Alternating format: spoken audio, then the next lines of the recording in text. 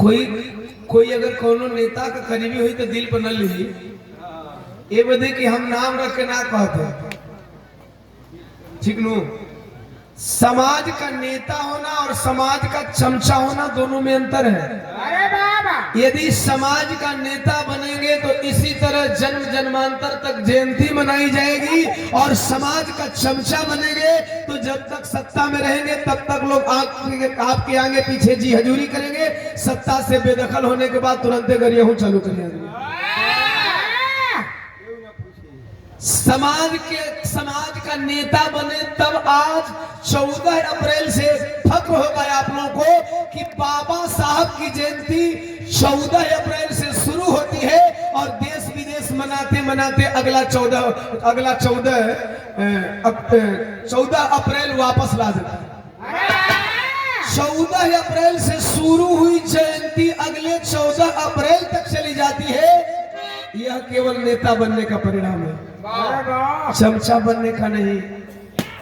आज के नेता अपने पे नहीं लेंगे, आज के नेता के समर्थक अपने पे नहीं लेंगे। मैं उनकी बात तब कर रहा हूं कि इनके समकक्ष देश में बहुत सारे नेता थे। क्या यार, फोड़ लो जल्दी जल्दी फोड़ लो, मुझे पता है इधर चेहरा नहीं दिख रहा। नहीं फोड़ हिने वाला लोगन के नहीं ना ना, लेकिन तू फोड़ दो भाई। जे देखे वो के हम लोग के चाहम ना वाला भगवान हमके मेहरारू ना बनो। हम मरद है तो आदमी इतना देखे खातिर आवत हो। अरे हम मोहनी कहीं दूर को थोड़ी बने भाई, मेहरारू बन गया तो अकेला देखे के मिली रास्तों में पकड़ लेता था। ये प्यार है, प्यार है कम ना हो। ये हमार सौभाग्य बा कि अपने गृह जनपद में अपने मोहनिया थाना में इले के बाद भी बैलून फोड़ल जाता कि दिनवा पता मिली कि ना मिली। अब तो इतना मिला कि तो हम लोग कहो कि कितना जल्दी जल्दी आओ लोग दीवाना। आइए, मैं कह रहा था कि बाबा साहब डॉक्टर बी आर अम्बेडकर के समकक्ष कई नेता थे, लेकिन क्या उनकी जयंती मनाई जाती है? क्या एक नेता हम लोग के संसदीय क्षेत्र के ही बहुत मशहूर थे, नाम नहीं लेना चाहूंगा। हम लेने क्या है तो के मालूम नहीं कि हम के कर नाम लेते नहीं। ये में जो पुरान नेता हुई जान गली की जीवनवा कहल का चाहता समकक्ष थे। आइए, जैसे जैसे गीत आगे बढ़ेगी तो वैसे वैसे आप लोगों को बात क्लियर करूंगा। बाबा साहब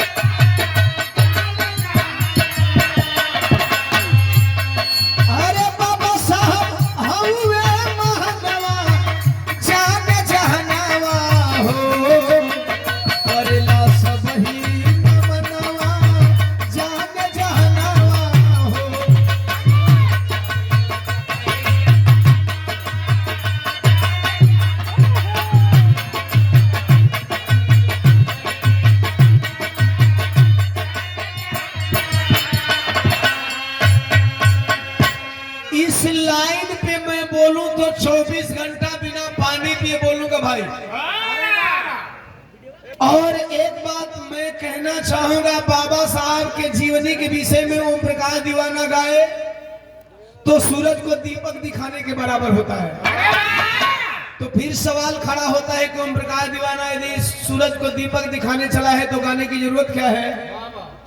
तो मैं बता दे रहा हूं कि बाबा साहब समंदर है और समंदर में से कुछ मोतियों को चुन कर लाया हूं, कुछ मोतियों को चुन करके लाया हूं जिसे मैं बताऊंगा, और वाकई यदि आप अमल कर लेंगे तो आपके लिए संजीवनी साबित हो जाएगी वो मोती। बाबा साहब होंगे महनवा जाने जानवा हो, करेला सब ही न मनवा जाने जानवा हो। बाबा साहब विश्व के 6 विद्वानों में से नंबर 1।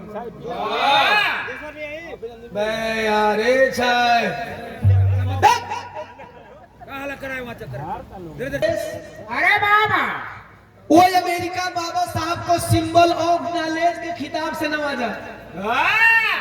सिंबल ऑफ नॉलेज, पता है क्यों ये खिताब अमेरिका ने क्यों दिया? अमेरिका की कोलंबिया विश्वविद्यालय को जब 300 साल पूरा हुआ, 300 साल वर्षगांठ मनाई गई, तो उस टाइम अमेरिका के राष्ट्रपति बराक ओबामा साहब ने, उनके माइंड में एक बात आई कि मैं चलो अध्ययन करता हूं, देखता हूं कि 300 साल पूरा होने के बाद वर्ल्ड से आए हुए कितने मेधावी छात्र यहाँ अध्ययन किए। उन मेधावी छात्रों में कौन कौन है, तो एक दो नहीं 100 तेज विद्यार्थियों की लिस्ट बनवाई उन्होंने, और 100 मेधावी छात्रों में चाइना, जापान, रूस, अमेरिका नहीं, पूरे वर्ल्ड के स्टूडेंटों में 100 स्टूडेंटों की लिस्ट बनाई गई। उसमें नंबर 1 पे नाम जानना चाहेंगे किसका नाम था, तो नंबर 1 पे उस बालक का नाम था, उस व्यक्ति का नाम था, उस दलित समाज के बेटे का नाम था, जिसे किसी ने जब चाहा तब उनको विद्यालय से बाहर पढ़ने पे मजबूर किया, और विद्यालय से बाहर पढ़ने वाला व्यक्ति विश्व का नंबर 1 व्यक्ति बन गया। इसलिए बाबा साहब डॉक्टर बी.आर. अम्बेडकर महान हैं, महान थे और महान रहेंगे। आई बात समझ में? तब बराक ओबामा साहब ने कहा, अगर बाबा साहब डॉक्टर बी.आर. अम्बेडकर मेरे अमेरिका में जन्म लिए होते तो हम इन्हें सूरज कहते। बाबा साहब डॉक्टर बी.आर. अम्बेडकर अमेरिका में जन्म लिए होते तो हम इन्हें सूरज कहते। सूरज अर्थात पूरे दुनिया को रोशनी देने वाला। बाबा साहब डॉक्टर बी.आर. अम्बेडकर की तुलना अगर पूरी दुनिया से सूरज से हो रही है, अर्थात पूरे दुनिया को रोशन करने वाला उनका ज्ञान था, तो आप समझ सकते हैं बाबा साहब डॉक्टर बी.आर. अम्बेडकर कितने ज्ञानी थे। आप फख्र कर सकते हैं अपने पूर्वज पे, अपने खानदान पे, अपने दादा बाबा पे। इसलिए बाबा साहब डॉक्टर बी.आर. अम्बेडकर दुनिया के महानतम व्यक्तियों में एक हैं।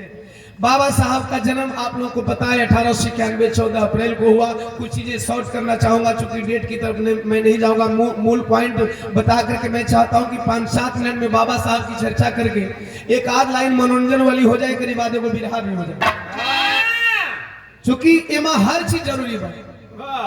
14 अप्रैल को बाबा साहब जन्म लिए, अपने माता पिता के 14वें संतान थे। 14 अप्रैल 14वें संतान, और 14वें संतान ने जो धमाल किया साहब, विदेश से पढ़ करके आए, लंदन से पढ़ करके आए, अमेरिका से पढ़ करके आए। जब लंदन अमेरिका से पढ़ करके भारत में आए तो इनके साथ बचपन में जो यातनाएं दी गई वो तो यातनाएं दी गई, लेकिन पढ़ करके आए तो उनके साथ एक बहुत बड़ा ट्रेजेडी हुआ।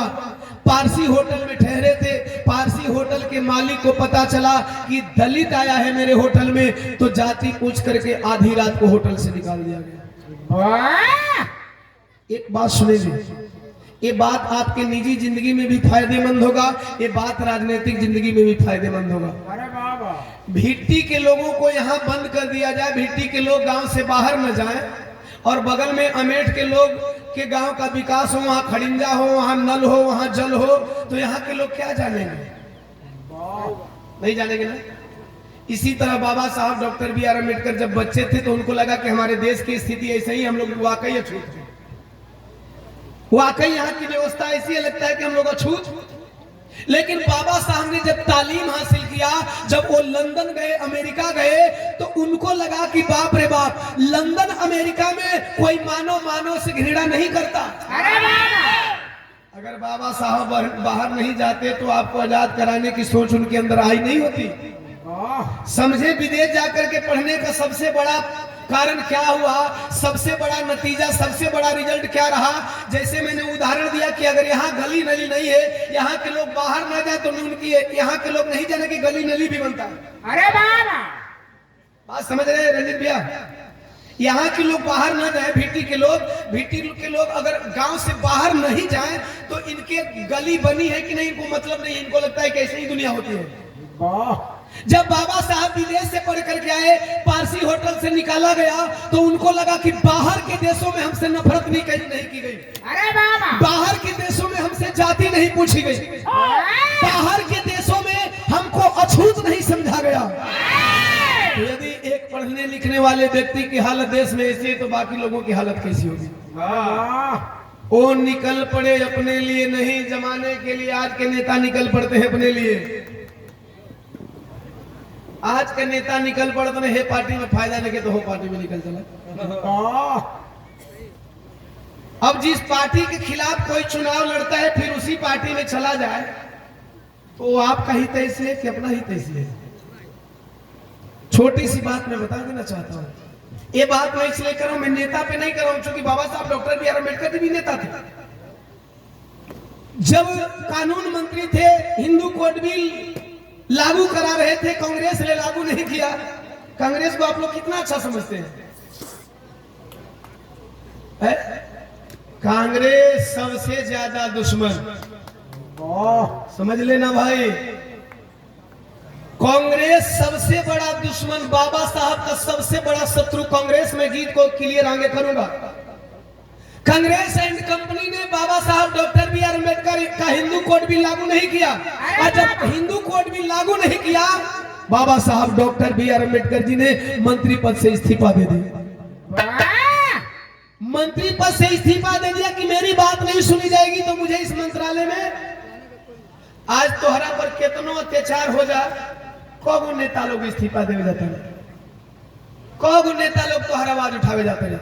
अब बाबा साहब ने जब ये बात उनको दिमाग में जहन में आया कि जाति के नाम पे यहाँ भेदभाव किया जाता है, अमेरिका में नहीं हुआ, तो पहला आंदोलन किए। मैं लिखित दस्तावेज के साथ आप लोगों को बताने जा रहा हूँ। क्या आंदोलन के?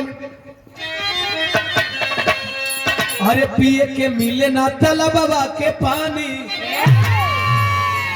तालाब का नाम चौधार, आंदोलन का नाम महार सत्याग्रह आंदोलन। पहला ही आंदोलन बाबा साहब का सफल हुआ था। क्यों सफल हुआ तो जरा सुनेंगे। अरे पिए के मिले ना तालाबा के पानी, तो पानी बिना तड़पे अछूत जिंदगानी।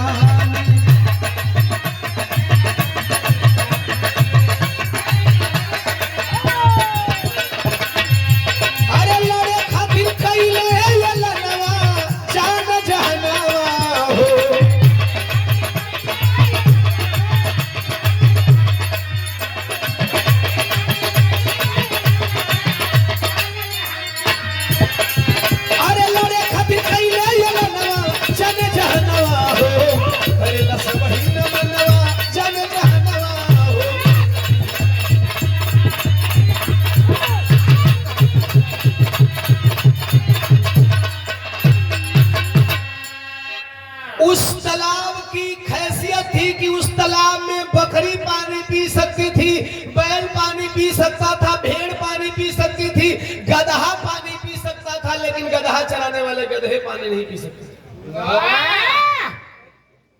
बैल चराने वाले बैल पानी नहीं पी सकते थे। अरे बाबा, बुरा तो नहीं लग रहा है? क्योंकि गधा चराने वाले गधा बोले, बैल चराने वाले बैल बोले तो बुरा तो नहीं लग रहा है? ऐसा ही था। हम लोग बैल गधा से भी बदतर थे, हम लोग बैल और गधा से बदतर थे, पशु से भी बदतर हमारी जिंदगी थी। बाबा साहब doctor B are Ambedkar ji ने कहा अब ऐसा नहीं होना। देखिए आंदोलन कैसे किया जाता है, बदलाव कैसे किया जाता है। मोहनिया के लोगों को बदलाव करने की जरूरत है। बदलाव कैसे किया जाता है, एक मंत्र दे रहा हूं। बाबा साहब डॉक्टर, भाई चाय वाले, मेरे दोस्त चाय वाले, अरे बाबा, आज के आंदोलन असफल हो रहे हैं, कल के आंदोलन सफल होते थे। बाबा साहब का एक भी असफल आंदोलन नहीं है। लोग बाबा साहब को अध्ययन करते हैं, बाबा साहब का एक भी असफल आंदोलन। तो बाबा साहब का पहला ही आंदोलन सफल क्यों हो गया था? बाबा साहब ने एक मंत्र दिया, जरा ध्यान से सुनेंगे। उन्होंने कहा जल जीवन है, पियोगे तो भी मरोगे, नहीं पियोगे तो भी मरोगे। पानी पियोगे तो भी मरोगे, नहीं पियोगे तो भी मरोगे। तालाब का पानी पीने का मतलब कि तालाब का पानी पियोगे तो भी मरोगे, नहीं पियोगे तो भी मरोगे। लेकिन दोनों मरने में अंतर होगा। बाबा साहब की वाणी में बता रहा हूँ, दोनों मरने में अंतर होगा।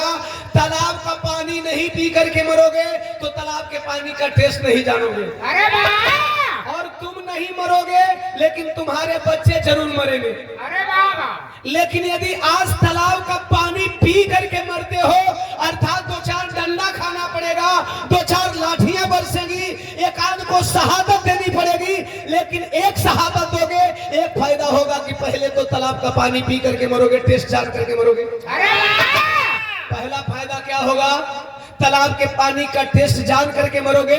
दूसरा फायदा ये होगा कि अगर आज तुम लाठी खाते हो उस तालाब के पानी के लिए, तो कल आने वाली तुम्हारी पीढ़ियों को कभी लाठी नहीं खाना पड़ेगा। यही फायदा होगा। और बस यही मंत्र काम कर गया। अरे बाबा अब आप सोच लो, जिंदगी भर लाठी खाना है कि एक दिन लाठी खाना है? जिंदगी भर लाठी खाना है या एक दिन लाठी खाना है? एक दिन लाठी खाओगे आजादी मिल जाएगी, जिंदगी भर लाठी खाओगे तुम भी गुलाम रहोगे, तुम्हारे बच्चे गुलाम रहेंगे, तुम्हारे बच्चों के बच्चे गुलाम होंगे, उनके बच्चे गुलाम होंगे, तुम्हें आजादी नसीब नहीं होगी। अगर बाबा साहब doctor B are Ambedkar ji ने लाठी पत्थर खाने की कसम नहीं खाई होती तो क्या आज हमको मिनरल वाटर मिलता अरे वाह है? पौआ आधा बंटी बबली मिली। तू कैसे जाना छुआ?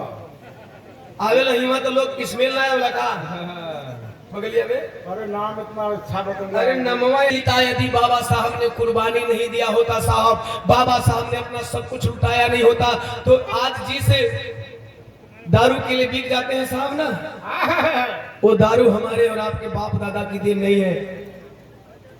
हमें तो गंदे नाले का पानी भी पीना मवसर नहीं था। वह दारू, वह पानी, ये जिंदगी, ये खुशी, ये आजादी, ये हंसी, ये पावर, ये प्रतिष्ठा, ये मंत्री, ये विधायक, एमपी, एमएलए, जिला panchayat, master, teacher, engineer, doctor, अगर किसी की देन है तो वो सिर्फ बाबा साहब डॉक्टर बी आर अम्बेडकर की देन है। मत घबराओ, बाबा साहब ने पहला आंदोलन सफल कर लिया। अरे बाबा आज का आंदोलन सफल होता है क्या? नीले गमछी वाले, जितने मेरे भाई नीले गमछी वाले हैं, मैं निवेदन करूंगा, बाबा साहब ने एक मंत्र दिया था, शिक्षित बनो, संगठित हो, संघर्ष करो। आप शिक्षित भी हो, संगठित भी हो, संघर्ष भी करो, लेकिन संघर्ष अपनों से चल रहा है। वाह, मेरी बातों में कमी तो नहीं है? संघर्ष हम अपनों से कर रहे हैं। हमारे नीले गमछी वाले बहुत संगठन में बटे हुए हैं। भाई मेरे, आप किसी भी संगठन के पदाधिकारी हो, बुरा मत मानना, आप किसी भी संगठन के पदाधिकारी हो, बने रहो, लेकिन ये नीला गमछा मेरे बहुजनों का प्रतीक है। आप किसी भी संगठन में रहो, लेकिन कभी आपस में मत लड़ना, वाह कभी भी आपस में मत लड़ना। एक उदाहरण दे रहा हूं, जिससे आपकी दुश्मनी चल रही है, जिससे आपके हक की लड़ाई चल रही है, उसके भी संगठन हजारों हैं। अरे बाबा नीले गमछी वाले हम सभी संगठन के साथियों से मैं कहना चाहता हूं, जिस पार्टी से, जिस संगठन से आप बिलोंग करते मुझे नहीं पता, क्योंकि मैं किसी का नाम नहीं रखूंगा, एक ही संगठन का नाम रखूंगा तो लोगों को बुरा लगेगा। सभी संगठन के पार्टियों, सभी संगठन के लोगों से कहना चाहता हूं, जिनसे आपकी लड़ाई चल रही है ना, उनके भी बहुत सारे संगठन है, जानकारी है ना? हमारे नीला गमछी वाले हाथ उठाएंगे, मालूम है कि नहीं कि उनके बड़े संगठन है? वाह क्या कभी आप लोगों ने उनके संगठन वालों को आपस में लड़ते सुना है क्या? अरे ना भैया, आपस में लड़ते देखा है क्या? आपका भाई दीवाना निहोरा करने आया है, आप 1000 संगठन बना लो, लेकिन आपस में मत लड़ो। वाह आपस में मत लड़ो साथी, आपस में लड़ने से सिर्फ अपना नुकसान होता है। अरे बाबा, किसी भी संगठन के तहत काम करो, उस संगठन का कोई भी नाम डाल दो, लेकिन उस संगठन के सबसे सर्वोपरि देवता का नाम है बाबा साहब डॉक्टर बी आर अम्बेडकर, और इन्होंने केवल समाज जोड़ने का काम किया था। आप भी समाज जोड़ने का काम करें, क्योंकि जो भी संगठन बनते हैं हमारे बाबा साहब के नाम पे बनते हैं, तथागत गौतम बुद्ध के नाम पे बनते हैं, पेरियार ललई सिंह यादव के नाम पे बनते हैं, सतजी साहू जी महाराज के नाम पे बनते हैं, फूले साहब के नाम से बनते हैं, फातिमा शेख के नाम से बनते हैं, कबीरदास जी के नाम से बनते हैं, रविदास जी के नाम से बनते हैं। तो इनका क्या काम था? समाज को जगाना ना, समाज को जोड़ना ना, कि समाज को तोड़ना।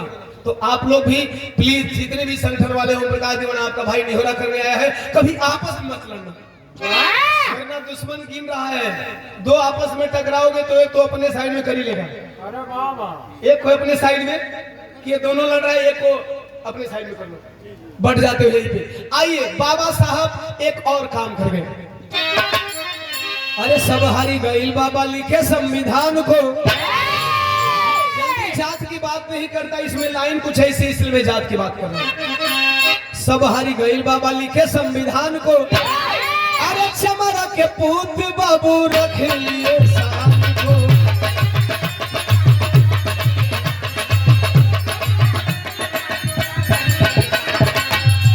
अरे भइल आजाद मोर वतनवा, जान जहनवा हो।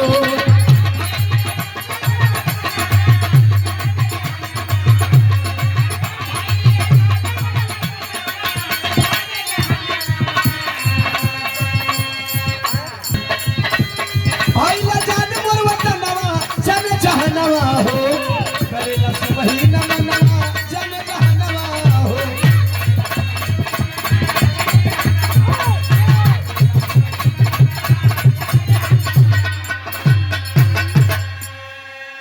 अंग्रेजों ने संविधान मांग दिया जाते जाते, अरे बाबा गांधी एंड कंपनी के लोगों से संविधान नहीं बना, मजबूरन उस अछूत को बुलाना पड़ा जिस अछूत के छूने से लोगों का धर्म भ्रष्ट होता था।